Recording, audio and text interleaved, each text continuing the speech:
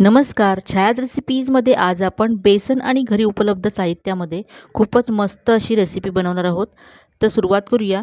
इथे मी 2 मध्यम आकाराचे बटाटे शिजवून घेतलेत, सोलून घेतलेत. आता हे बटाटे किसून घ्यायचेत. हे बटाटे मी किसून घेते. हे आपल्याला हाताने कुस्करून घ्यायचे नाही आहेत, असे किसूनच घ्यायचे. तर इथे मी दोन्हीही बटाटे किसून घेतलेत. आता हे बाजूला ठेवूया आणि एक इथे दुसरा बाउल मी घेतला आहे. यामध्ये आता अर्धा कप बेसन घ्यायचं आहे.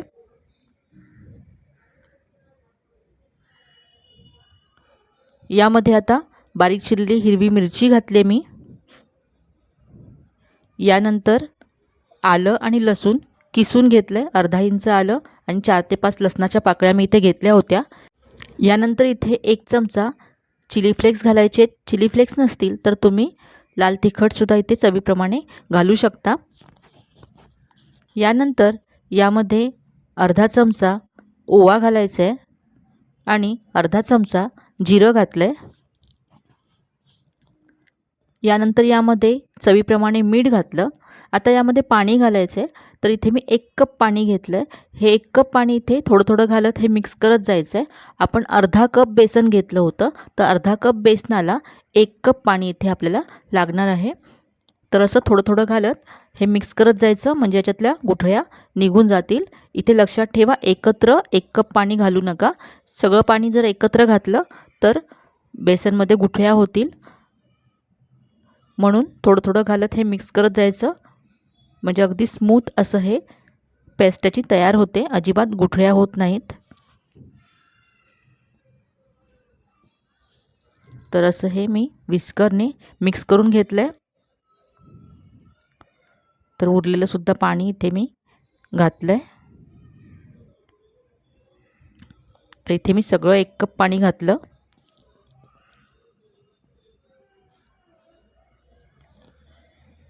तर हे आपलं पीठ मिक्स करून तयार आहे.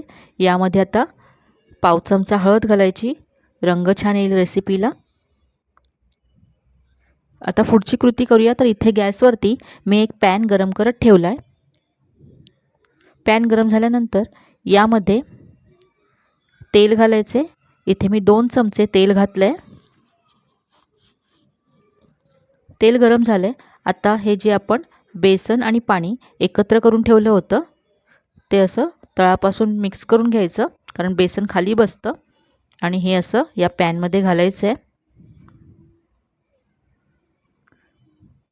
आता हे असं मंद गॅसवरती आपल्याला मिक्स करायचं आहे. तर हे लगेचच असं घट्ट व्हायला लागतं.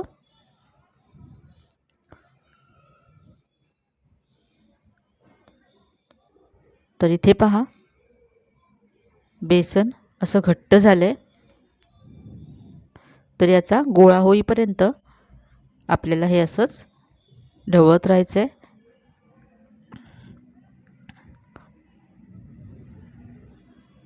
तर इथे पहा, बरंचसं हे बेसन आता घट्ट झालं आहे.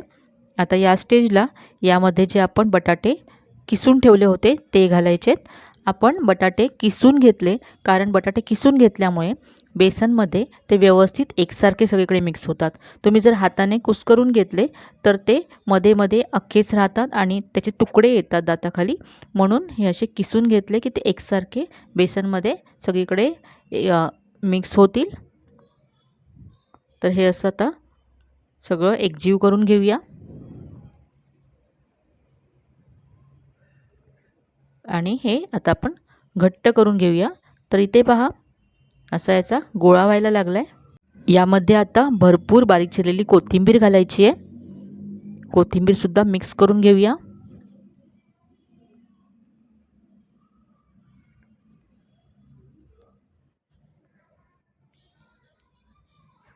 तर आता गॅस बंद केला आहे मी. आता इथे एक मी ताट घेतलं आहे.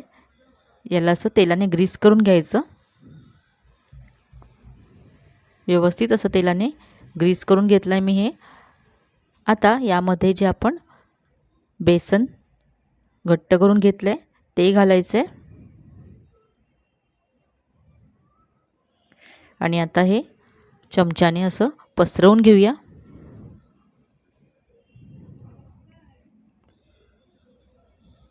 जशी आपण कोथिंबीर वडी बनवतो त्याप्रमाणे याला असं मी पसरवून घेतलं आणि पूर्ण थंड करून घेतलं.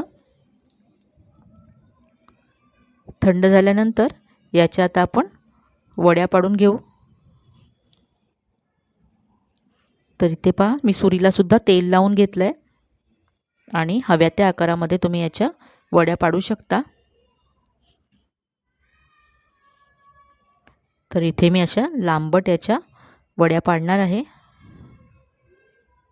तुम्हाला हवं असेल तर तुम्ही चौकोनी किंवा त्रिकोणी आकारामध्ये सुद्धा या वड्या कट करून घेऊ शकता.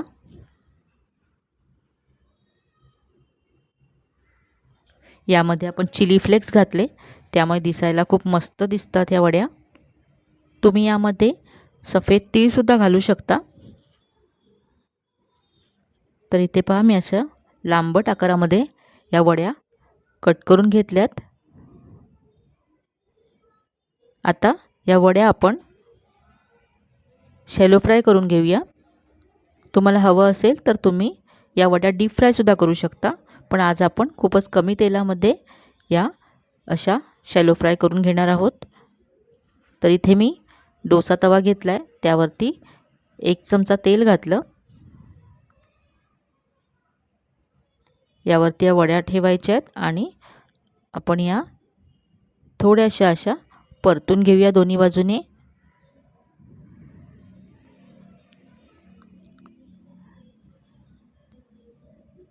तर पहा एका बाजूने मस्त ब्राऊन झाल्यानंतर मी उलटून घेतल्या या वड्या. तर कमी तेलामध्ये होणारी मस्त अशी रेसिपी आहे आणि सगळं साहित्य घरी उपलब्ध असेल असंच यामध्ये वापरलं आहे आणि चवीला तर खूपच मस्त लागतात. तर या पहा सगळीकडून मी यांना मस्त असं गोल्डन ब्राऊन करून घेतलं आहे. दिसायला तर ह्या वड्या खूपच मस्त दिसतात. तर इथे मी सगळ्या वड्या अशा ब्राऊन करून घेतल्यात. काढून घेऊया. इथे मी टोमॅटो केचप बरोबर या वड्या सर्व केल्यात. तुम्ही हिरव्या चटणी बरोबर सुद्धा या खाऊ शकता. तर अगदी झटपट ह्या वड्या तयार होतात. बटाटे जर शिजवलेले असतील तर तुम्ही घाईच्या वेळेस सुद्धा अगदी झटपट ह्या वड्या बनवू शकता. तर आजची रेसिपी तुम्हाला कशी वाटली कमेंटमध्ये नक्की कळवा. रेसिपी आवडली असेल तर व्हिडिओला जास्तीत जास्त लाईक करा, शेअर करा. चॅनलवर नवीन असाल तर चॅनलला सबस्क्राईब करायला विसरू नका. चला तर मग पुन्हा भेटूया अशाच छान छान आणि नवीन नवीन रेसिपीसह. तोपर्यंत धन्यवाद.